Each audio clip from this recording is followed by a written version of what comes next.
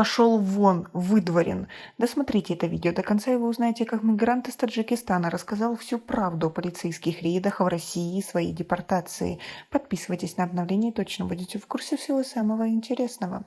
Этим летом в нескольких городах Московской области прогремели скандалы, связанные с мигрантами. Правоохранители проводили рейды по проверке документов в мечетях и молельных домах региона во время пятничных намазов.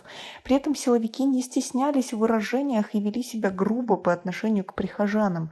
Мусульмане Московской области даже обратились к президенту России с просьбой защитить их от полицейского произвола.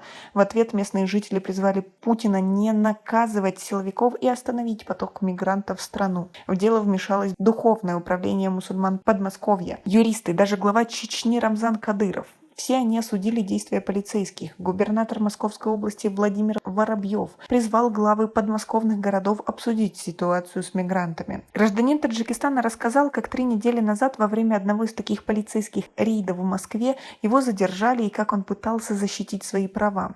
Мужчина подтвердил избирательный характер прошедших облав на граждан Таджикистана, а также то, что в отношении большинства из них открывали фиктивные административные дела. Собеседник попросил журналистов не раскрывать его личность. Когда нас задержали, там стояли граждане нескольких стран, в том числе были граждане Таджикистана.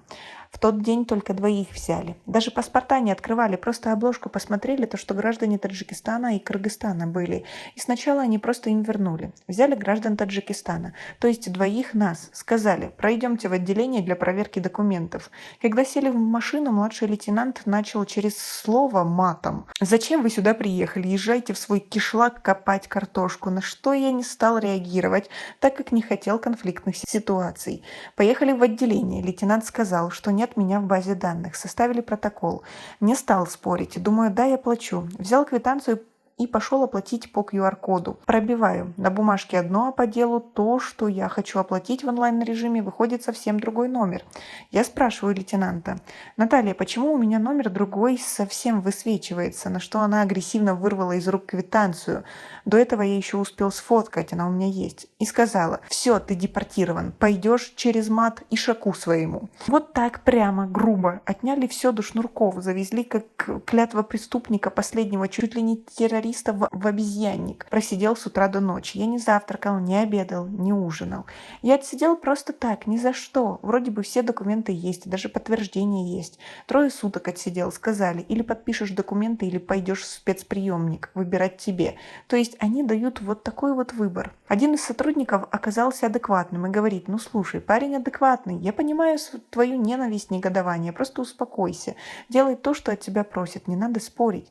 У нас просто сверху приказ был такой: составь административный штраф по 5000 на 27 тысяч человек. До 27 июня это было надо им составить».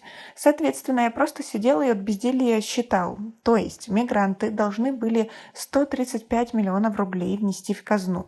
Это то, что официально они хотели, приказ выполняли. Молча подписал, говорят: «Ведите в суд». Хорошо, я думаю, есть еще в России суд, который может меня как-то оправдать. В суде даже не стали никого слушать, просто сначала пофамильно назвали, что, мол, да, действительно такой существует. Мы, знаете, как робот или игрушка. Я не знаю, как это назвать. Просто существо какое-то привезли, поставили, все, депортирован. Пошел вон, выдворен, пошел вон. Вот так прямо, таким тоном я говорю, почему мне не дали последнее слово даже сказать, а мне сказали: молча сиди, и все. В результате таджикистанца из России депортировали. Как вы относитесь к такой ситуации, к тому, что полицейские просто собирают деньги с мигрантов? У них есть определенная сумма, и они готовы ради нее на все. У нас пока на этом все. Оцените наше видео подпиской и лайком. До скорой встречи.